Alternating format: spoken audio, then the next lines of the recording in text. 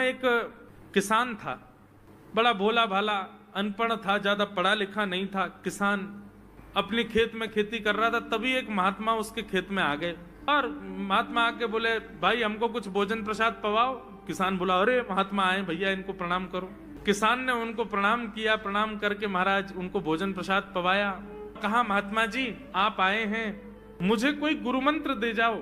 महात्मा जी ने सुंदर गुरु मंत्र दिया, द्वादशाक्षर मंत्र दिया। बोले ये तो बहुत कठिन है, इतना कठिन नहीं, सरल सा दो। अष्टाक्षर मंत्र दे दिया। बोले ये भी कठिन है, कोई और सरल दे दो। महात्मा बोले कुछ नहीं, तुम इतना कृष्ण चंद्र बोल दिया करो बस। कृष्ण चंद्र बोले, हाँ इसी का नाम, यही तुम्हारा गुरु मंत्र है। इतना भोला बेचारा याद करने लगा, उसको याद ही नहीं होवे कृष्ण चंद्र कृष्ण चंद्र कृष्ण चंद्र। अब भूल ना जाऊं इसके लिए बोलता रहता था 24 घंटे, कृष्ण चंद्र कृष्ण चंद्र कृष्ण चंद्र। अपने खेत में हल जोत रहा था, कृष्ण चंद्र बोल रहा था। इतने में उसकी पत्नी आ गई, अरे सुनो तुम्हारे लिए भोजन लाई हूं, जल्दी कर लो। बोले कृष्ण चंद्र कृष्ण चंद्र कृष्ण चंद्र। पत्नी पीछे लग गई, पीछे, भोजन तो कर लो, रोटी तो खा लो, ठंडी हो जाएगी। बोले अरे तू पीछे मत पड़, मैं भूल जाऊंगा, गुरुजी ने मंत्र दिया मुझको। पत्नी बोली, अच्छा एक काम करो, आप भोजन कर आओ, तब तक आपके नाम को मैं रट लेती हूँ, मैं उसको संभाल लूंगी, पर जैसे ही आप आओगे फिर आपको सुना दूंगी, आप कर लेना। वो ठीक है। बोले क्या बोलना है? बोले कृष्ण चंद्र। पत्नी बोली ठीक है। अब कृष्ण चंद्र बोलने लगी पत्नी, कभी कहीं जाए कभी कहीं जाए, कुछ करे। वो कृष्ण चंद्र बोलते बोलते घसीटे चंद्र हो गया। लौट करके अपने पति के पास, पति बोल, हाँ वो मैं भोजन कर लिया, जल्दी गुरु मंत्र सुना दे मुझको, क्या था मैं तो भूल गया। बोले घसीटे चंद्र। वो उसी से ही हल जोतने लगा, घसीटे चंद्र घसीटे चंद्र घसीटे चंद्र। आकाश में वैकुंठ में बैठे हुए वैकुंठनाथ भगवान प्रसन्न हो गए और प्रसन्न होकर के बोले, लक्ष्मी जी हम जा रहे हैं। बोले कहां? बोले एक किसान का उद्धार करने जा रहे हैं, उसको वैकुंठ लेके आएंगे। लक्ष्मी जी बोली, आपका अशुद्ध नाम बोल रहा है वो, आपका अशुद्ध नाम उच्चारित कर रहा है वो, और आप कह रहे हो कि इसका कल्याण करूंगा मैं। ठाकुर जी बोले, देखो नाम भाव कुभाव अनख आलसहु, नाम जपत मंगल दिश। नाम कैसे भी जपे कोई दोष नहीं है, बस भाव मेरे प्रति होना चाहिए। वो नाम भले ही गलत जप रहा है, लेकिन उसके हृदय में तो मैं ही हूं ना। और एक बात बताऊं लक्ष्मी जी आपको। बोले क्या? बोले ये घसीटे चंद्र अशुद्ध नहीं है, मेरा नाम है ये भी। बोले क्यों? बोले जब हम छोटे थे तो बाल लीला कर रहे थे ब्रज में, यशोदा मैया खूब नहलाती धुलाती और बढ़िया सुंदर श्रृंगार करती, लेकिन हम पूरे नंद भवन में घुटमुन चल चल के कभी नीचे लुढ़क करके कभी ऊपर गिर के सब माला तोड़ लेते, अस्त व्यस्त वस्त्र कर लेते, घुंघराले केशों की ऐसे भुज्जा बना लेते, ऐसा रूप बना लेते। यशोदा मैया बोली, आओ मेरे घसीटे चंद्र, सुबह कृष्ण चंद्र बना के भेजती हूँ, घसीटा चंद्र बन के आता है शाम को। तो बोले तब यशोदा मैया ने हमारा नाम रखो घसीटे चंद्र, तो इसलिए शुद्ध नाम है। तो ठाकुर जी के बहुत सारे नाम हो गए, कनुआ, गोपाल, गोविंद, माधव, कन्हैया। यशोदा जी का प्रिय नाम है कन्हैया। मैया लाल जी को इसी नाम से पुकारती है। ठाकुर जी अब धीरे धीरे 3.5 वर्ष के हो गए, और जैसे ही 3.5 वर्ष के भय महाराज, मानो जैसे उनके शरीर में स्प्रिंग एक्टिवेट हो गई हो। इतना ऊधम मचाते हैं, इतना ऊधम मचाते हैं, पूरी गोकुल की नाक में दम कर रखा ठाकुर जी ने। यशोदा मैया ने लाल जी को नूपुर पहना रखे। सवेरे जैसे ही ठाकुर जी उठते हैं, नूपुरों की आवाज आती है तो यशोदा मैया तुरंत रसोई घर से दौड़ के जाती है लाला के पास। लेकिन ठाकुर जी इतने चतुर हैं, यमुना तट पर जाते हैं और नूपुरों में बालू भर लाते हैं कि कल नूपुर आवाज नहीं करेंगे, सुबह उठ के हम घर से भाग जाएंगे कहीं और, मैया को पता ही ना चलेगी। ऐसा उधम मचा में अब ठाकुर जी वो लीला कर रहे हैं जिस लीला पर देवताओं को भी विश्वास नहीं हो रहा है। ऐसी लीला ठाकुर जी कर रहे हैं कि किसी को भरोसा ही नहीं हो रहा कि जगत नियंता जगदाधार ये कर सकता है। और ठाकुर जी क्या करते हैं?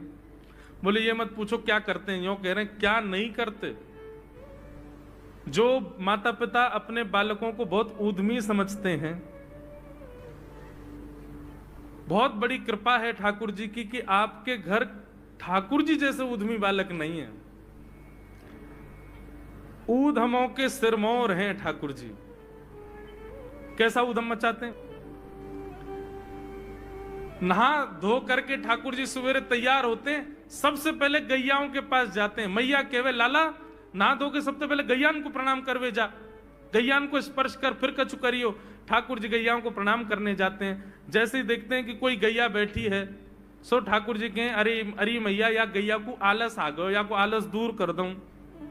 सो बैठी हुई गैया के ठाकुर जी सींग पकड़ लेते हैं और सींग पकड़ करके अपनी ओर खींचते हैं। दूसरी तरफ से सींग बलराम जी पकड़ लेते हैं। अब ऐसे सींग पकड़ करके ऐसे ऐसे गैया के सींग हिलाते हैं।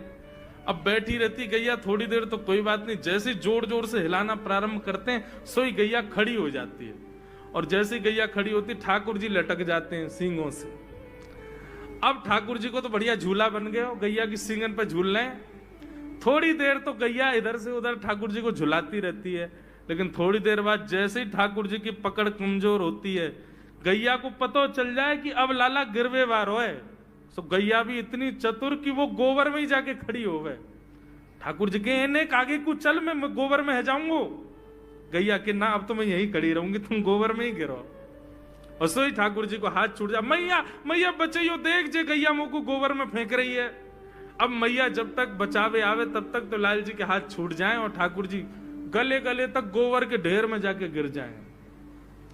पर यशोदा मैया निकाले, कितनों सजाए लो, कितनों ए लाला तू वैसे ही कारो, ऊपर ते मैं तो को बढ़िया सुंदर बना के रखूं, लेकिन तू घूम फिर के गोबर में ही आके चौं खेले। मोकू तो लगे तो पूर्व जन्म को सूकर दीख है।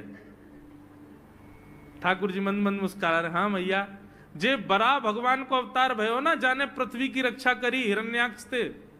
भैया बोली हाँ वो मैं ही तो हतो, मैं जय जय हूं मैया, वो बरा भगवान ही जय जय, वही जय जय तेरे यहाँ लाला बन के आयो है। यशोदा मैया के बातन ने मत बनाए कर, नेक नेक बड़ो है क्यों बोलवो सीखो, ऐसी बात बनावे, जय जय बोले अपने आप पे, नावे धोवे है ना है, मोह पहुंचे ना है, मैं जय जय हूं। ऐसी मधुर लीला ठाकुर जी कर रहे हैं। आकाश में 33 कोटि देवता ये लीला देख करके अपने नेत्रों पर विश्वास नहीं कर रहे। ऐसे मधुर ठाकुर जी। एक दिन नंद भवन में गैया ब्याह गई। जैसे ही गैया ब्याई, ठाकुर जी जैसे ही गैया ब्याती है तो ठाकुर जी वहीं खड़े हो जाते हैं। और बंधुओं शास्त्रों में आज्ञा है कि गाय जब ब्याह रही हो, बछड़े को जन्म दे रही हो या बछिया को जन्म दे रही हो, उस समय गैया जो होती है वो दो मुखी हो जाती है। एक मुख तो सामने है, और जब जन्म देती है तो बछड़ा या बछिया उसका मुख जब बाहर आता है तो दो मुखी हो जाती है। ऐसी दो मुखी गैया की जब आप परिक्रमा करते हो तो पूरे ब्रह्मांड की परिक्रमा का फल प्राप्त होता है।